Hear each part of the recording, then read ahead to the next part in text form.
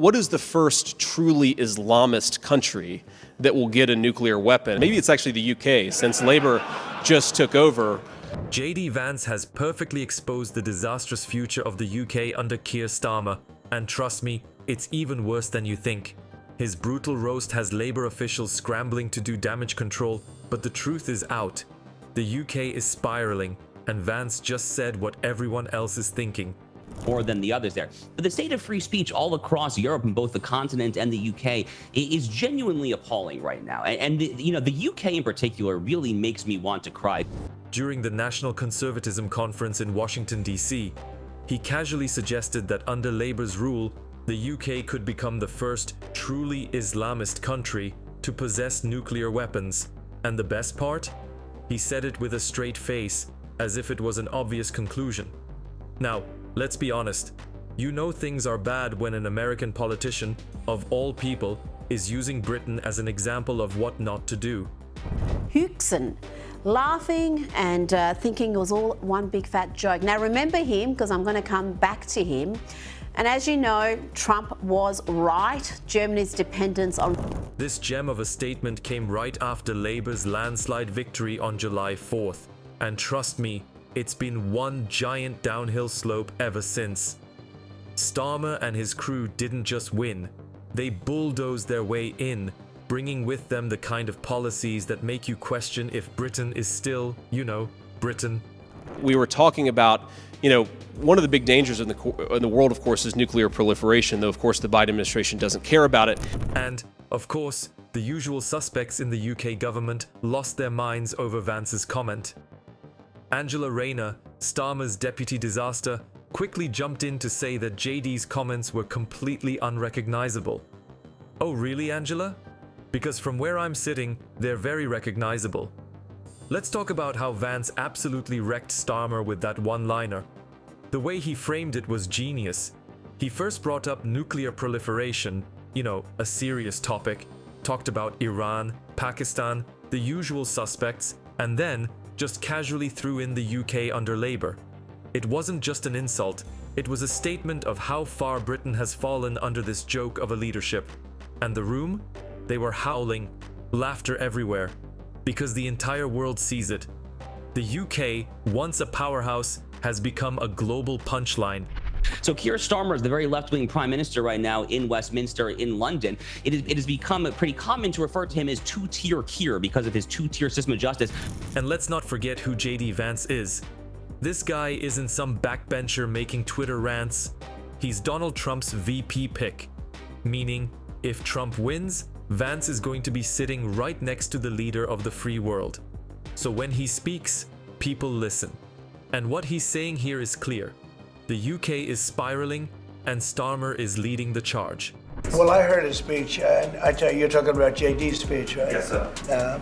I heard his speech, and he talked about freedom of speech, and I think it's true in Europe. They're losing their wonderful right of freedom of speech. I see it. I mean, I thought he made a very good speech, actually, a very brilliant speech. Now, let's dive into what Starmer's leadership has actually done since his humiliating takeover. Labour didn't just win an election, they hijacked the entire country. The shift has been insane. Immigration? Through the roof. They've practically rolled out the red carpet for everyone and anyone. Security? Let's just say, if you thought London was bad before, you haven't seen anything yet. For me tweeting here from the United States that Keir Starmer is two-tier Keir. That's the state of so-called free speech in the UK. Tragically in Germany, based on what we just saw, I think it's actually even worse. And here's the kicker. Nearly 19% of the UK's population is now foreign-born. 19%. That's 1 in 5 people. If this keeps up, in a couple of years, native Brits will be the minority in their own country. But hey, don't worry, Starmer says everything is fine. Yeah, just like he said Brexit was a good idea before backtracking so hard, he practically broke the space-time continuum. I bet Starmer right now is absolutely livid how much he tries to play off he can still be friends with America, who are all about free speech. Thank Christ we have one of them that is good.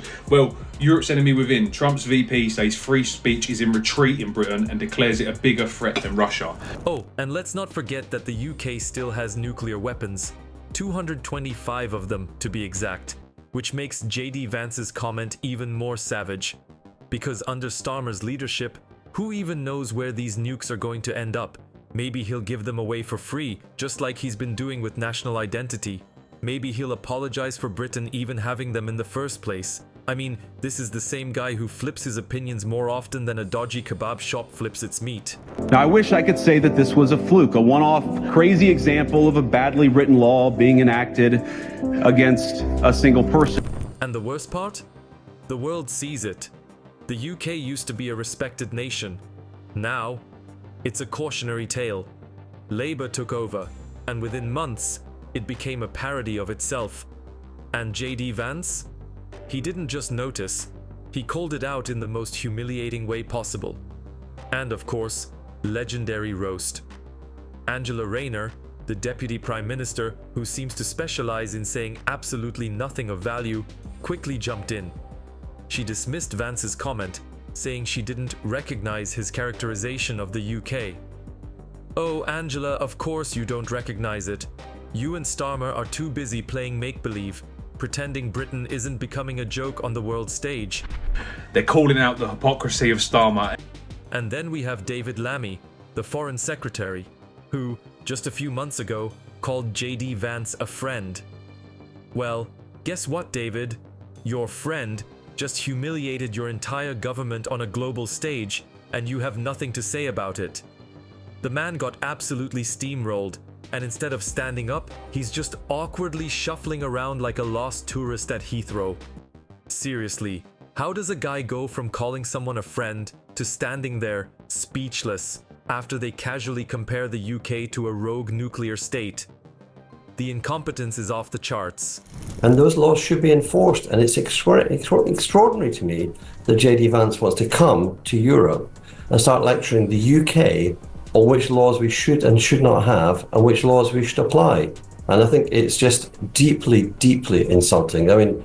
But wait, the Labour-friendly media wasn't going to let Vance get away with it. Oh no, they went into full meltdown mode. Major UK outlets, you know, the same ones that cheer every time Labour makes the country even weaker, went all in, attacking JD Vance for not understanding UK politics. He understands it perfectly. That's the problem. The UK isn't being led anymore. It's being managed like a failing diversity seminar. If anything, Vance just said what everyone else is too scared to admit. And let's talk about Twitter. Oh, sorry, X, because we have to pretend Elon Musk's rebrand makes sense.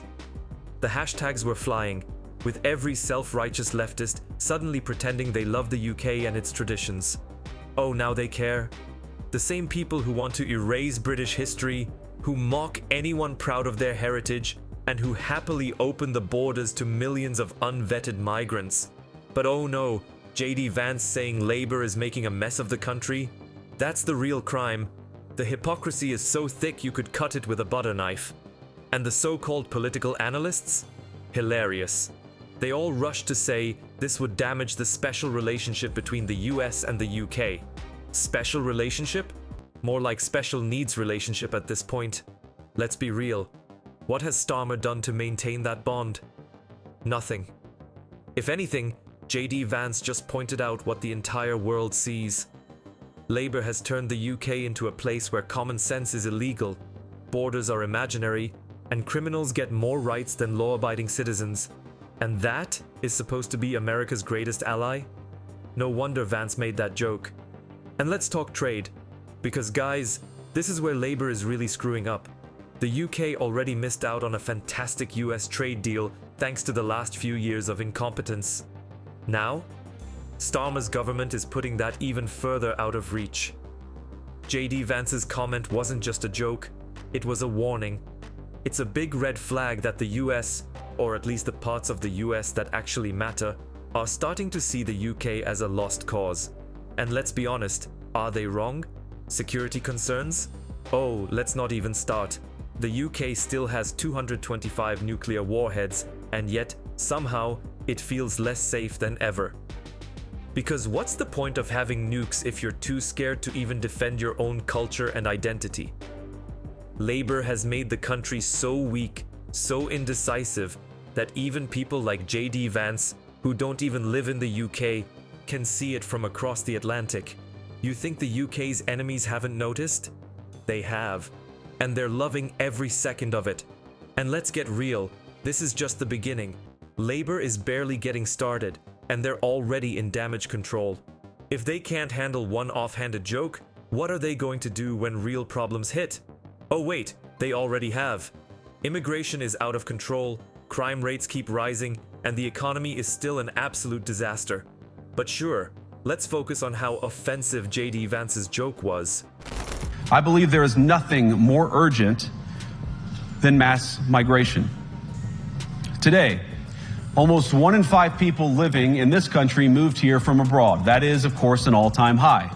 It's a similar number, by the way, in the United States. Also, At the end of the day, this isn't about one comment. It's about where Britain is heading. J.D. Vance called it out for what it is. A country losing its identity, losing its strength, and being led by a party that cares more about Twitter outrage than actual governance. And if that makes the Labour Party uncomfortable, good. Maybe that means someone, somewhere in that sinking ship of a government is actually starting to wake up. The UK is spiraling under Keir Starmer, and J.D. Vance just exposed it. Subscribe now so you don't miss more brutal takedowns like this.